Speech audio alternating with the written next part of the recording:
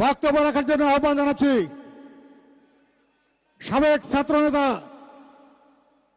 পিরোজপুর জেলা বিএনপির সাবেক আহ্বায়ক, জাতীয় নির্বাহী কমিটির অন্যতম সদস্য জনাব আলমগীর হোসেন। বক্তব্য রাখছেন অধ্যক্ষ মোহাম্মদ আলমগীর হোসেন। বিসমিল্লাহির রহমানির রহিম। আজকের এই জনসমুদ্রের সম্মানিত সভাপতি জনাব ফারুক আহমেদ, মাননীয় প্রধান অতিথি মাননীয় চেয়ারম্যান জনাব তারেক রহমান, মঞ্চে উপস্থিত রয়েছেন আমার মাতৃ সমতুল্য নেত্রী শ্রদ্ধেয় পাপা, স্থায়ী কমিটির সম্মানিত সদস্য সেলিমা রহমান সহ নেতৃবৃন্দ রয়েছেন, মুআজ্জম হোসেন আলাল সহ নেতৃবৃন্দ, ভাইরা বোনেরা, আসসালামু আলাইকুম।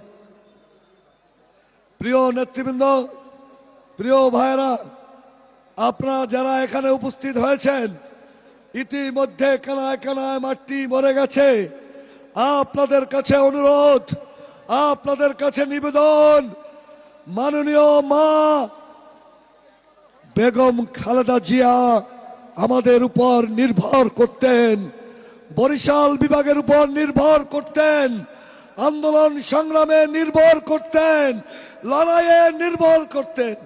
মাননীয় চেয়ারম্যান সেই গুরুত্বই আমাদেরকে দেয়, আমাদের উপর নির্ভর করে, আমাদেরকে ভালোবাসে। 31 দফার সকল দফা বিশেষ করে কর্মসংস্থানের সৃষ্টির জন্য এই নদী বেষ্টিত অঞ্চলে তিনি ইন্ডাস্ট্রি করার কথা বলেছেন।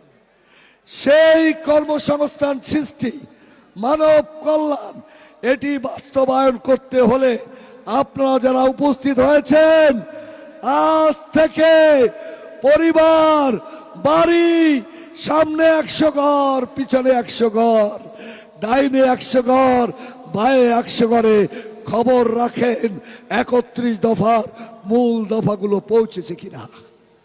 খবর রাখেন ভোট সেন্টারে যাবে কিনা। খবর রাখেন শয়তানের দুটি রূপ, একটি শয়তানের রূপ আর একটি নেক্সট সুরাতের রূপ। এই নেক্সট সুরাতে ওই 71-এর পরাজিত শক্তি আবারও মা বোনদেরকে নেক্সট সুরাতে দাগা দেয়।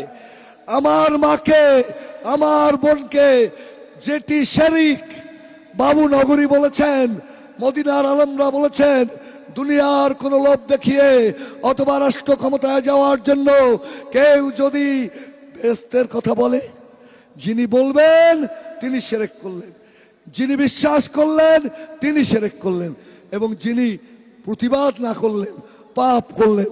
আমরা নিশ্চয় মা বোনদেরকে শিরকের মধ্যে নেব না।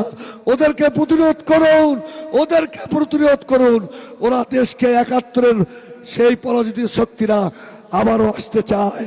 তারেক রহমানের নেতৃত্বে আমাদের এই উন্নয়ন সমৃদ্ধির জন্য 1টি সিটি আমরা উপহার দেব, এই আশা রেখে সবাই আজ থেকে আবারও বেশি কাজ করব, এই আহ্বান জেনে আমার বক্তব্য শেষ করছি।